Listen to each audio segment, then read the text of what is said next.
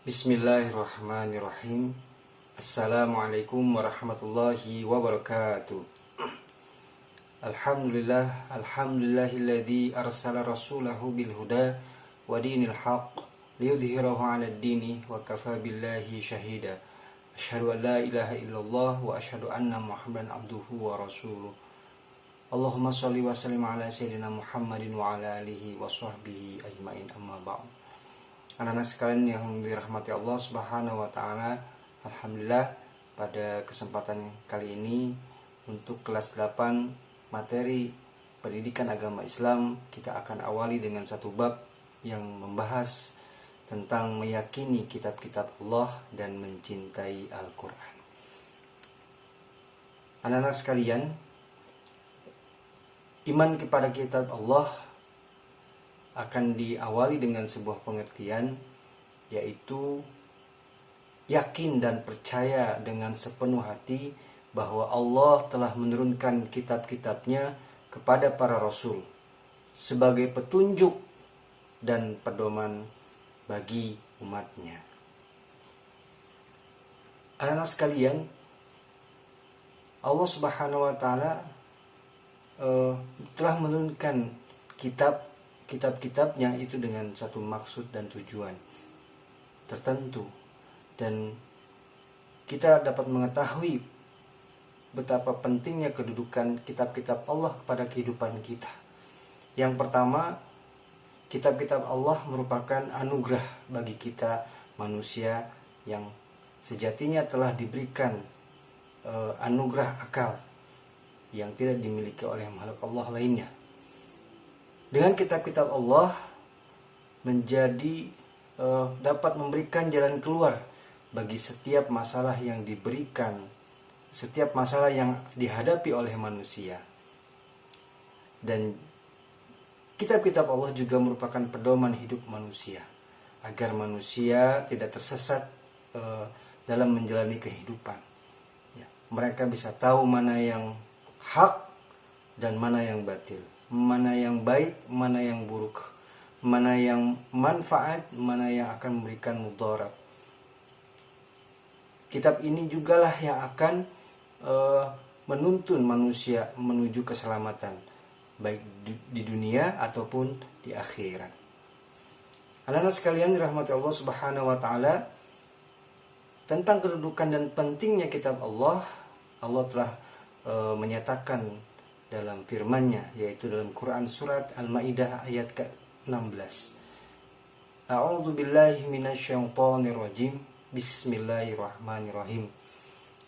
Yahdi bihillahu manittaba'a ridwanahu subulas salami wa yukhrijuhum minadh-dhulumati ilan nuri biidnih wa yahdihim ila siratim mustaqim. Yang artinya, dengannya, dengan kitab-kitabnya Allah memberikan hidayah kepada manittaba'a ridwanahu, kepada orang yang mengikuti keridoannya. Subulas salam, jalan keselamatan. Wa yukhrijuhum minadh-dhulumati ilan nur, dan dengan kitabnya Allah akan mengeluarkan mereka dari gelap gulita menuju cahaya yang terang benderang. Biidnih, dengan izinnya. Wa yahdihim ila siratim mustaqim, dan dengan kitab itu pula lah Allah memberikan petunjuk menuju jalan yang lurus.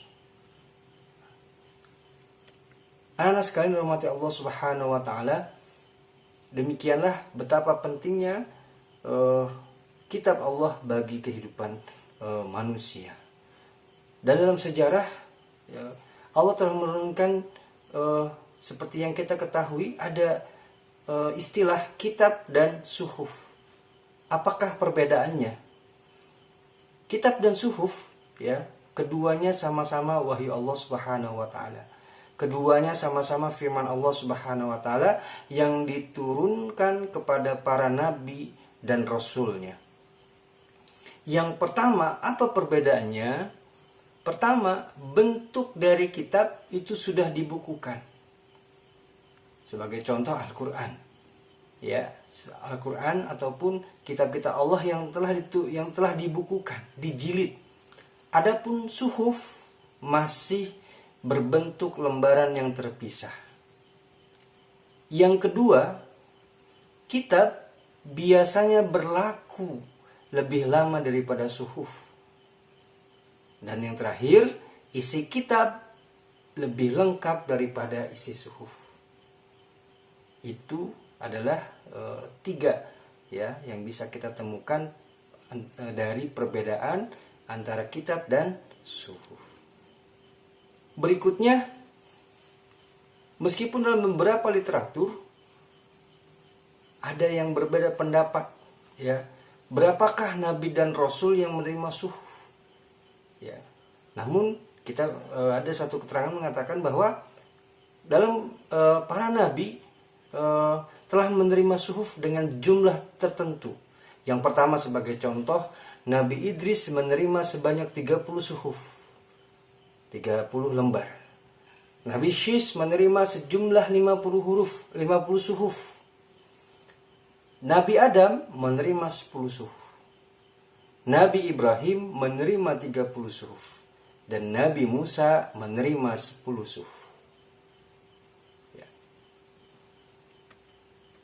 Dalam firman Allah, yakni dalam surat Al-A'la ayat 18-19, Allah Subhanahu wa taala telah berfirman, A'udzu billahi minasyaitonir rajim.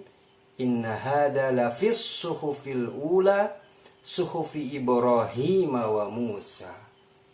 Sesungguhnya ini terdapat dalam kitab-kitab yang dahulu, yaitu suhuf-suhuf atau kitab-kitab yang diturunkan kepada Ibrahim dan Musa. Adapun anak-anak sekalian yang dirahmati Allah, yang terakhir, seperti yang antum sudah pelajari, ya, mungkin di tingkat sebelumnya di SD, ya, kita telah mengetahui para nabi dan rasul yang menerima kitab. Itu ada 4: Nabi Musa, Nabi Daud, Nabi Isa, dan juga yang terakhirlah Nabi Muhammad SAW. Ya, itu adalah keempat nabi dan rasul yang menerima kitab. Yang sebelumnya telah dibahas siapakah saja para nabi yang telah menerima suhuf. Nah, anak sekalian, itu saja yang bisa Pari sampaikan untuk materi kali ini. Insya Allah pada pertemuan yang akan datang kita akan mempelajari secara rinci masing-masing kitab-kitab Allah yang diturunkan kepada keempat nabi dan rasul yang tadi telah disebutkan. Ya, sebelum ditutup, simak video yang menerangkan perbedaan antara keempat kitab Allah yang masih ada sampai sekarang. Dari Pari cukup sekian. Jangan lupa nanti perhatikan tugas yang Pari berikan pada kesempatan kali ini. Dari Pari cukup sekian. Assalamualaikum warahmatullahi wabarakatuh. Apa fungsi agama? Nah, ternyata agama berfungsi sebagai sistem yang mengatur tata keimanan dan juga peribadatan kepada Tuhan Yang Maha Kuasa, serta tata kaidah yang berhubungan dengan pergaulan antar manusia dan seluruh makhluk yang ada di alam semesta ini. Nah, ternyata di setiap agama memiliki kitab masing-masing, dan ada 4 kitab paling terkenal yang pastinya kamu tahu, yaitu kitab Taurat, kitab Zabur, kitab Injil, dan Al-Quran. Yang jadi pertanyaan, seperti apa sih pelantunan 4 kitab ini? Nah, berikut nih pelantunan 4 kitab terkenal di dunia yang wajib kamu tahu. Yang pertama, kitab Taurat. Kitab Taurat telah diturunkan oleh Allah Subhanahu wa taala kepada Nabi Musa alaihissalam dalam bahasa Ibrani. Dan ternyata di dalam kitab Taurat ini terkandung banyak sekali hukum yang berkaitan dengan perbuatan manusia, atau istilahnya hukum sosial, dan juga keyakinan yang benar atau tauhid. Nah, tahu nggak nih kalian seperti apa ketika orang melantunkan ayat-ayat Taurat? Wah, pasti belum pernah dengar kan? Ternyata seperti ini.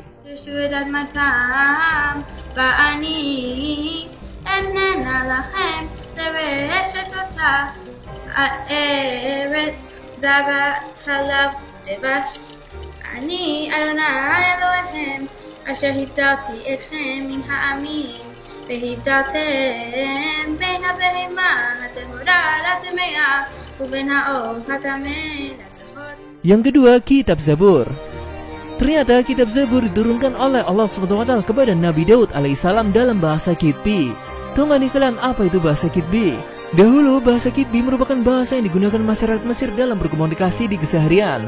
Tetapi saat bangsa Arab masuk ke tanah Mesir, maka perlahan bahasa Kitbi digantikan oleh bahasa Arab. Meski demikian, bahasa Arab yang berkembang di Mesir tetap dipengaruhi dialek bahasa asli masyarakat Mesir. Nah, berikut nih pelantunan ayat-ayat kitab Zabur. Mismor sir Leom hashabat Tov lehodot ladonai Ulzamer leshimcha elyon Lehagit babocher chasdeha Ve'emunateha balelot. Kitab Injil. Kitab Injil juga diturunkan oleh Allah SWT kepada Nabi Isa alaihissalam dalam bahasa Suryani. Di antara kandungan yang utama ialah menyeru umat manusia agar bertauhid. Dan kitab Injil sekarang merupakan kitab dari agama Kristen dan diperbarui kembali menjadi Bible dan dibagi menjadi dua, yaitu Perjanjian Lama dan Perjanjian Baru. Nah, seperti apa nih pelantunan kitab Injil? Penasaran kan? Ternyata seperti ini pelantunan ayat kitab Injil. Disanjung dan dimuliakan, seperti banyak orang tertegun melihat dia. Rupanya begitu buruk, tidak seperti manusia lain, dan tampaknya tidak seperti anak manusia lain. Nah, yang terakhir kitab Al-Quran. Al-Quran adalah kitab yang diturunkan kepada Nabi Muhammad SAW dalam bahasa Arab. Di dalam Al-Quran mengandung hukum-hukum serta peraturan yang lengkap meliputi seluruh aspek kehidupan manusia dan kemakmuran hidup di dunia maupun untuk kebahagiaan hidup di akhirat. Dan uniknya kitab Al-Quran adalah kitab yang terjaga selama lebih dari 1400 tahun. Nah, seperti ini nih pelantunan ayat-ayat suci Al-Quran. إذا السماء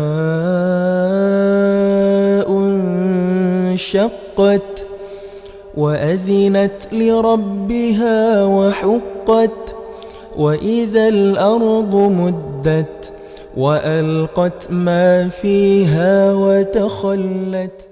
Terima kasih telah menonton video ini. Jangan lupa klik like and subscribe.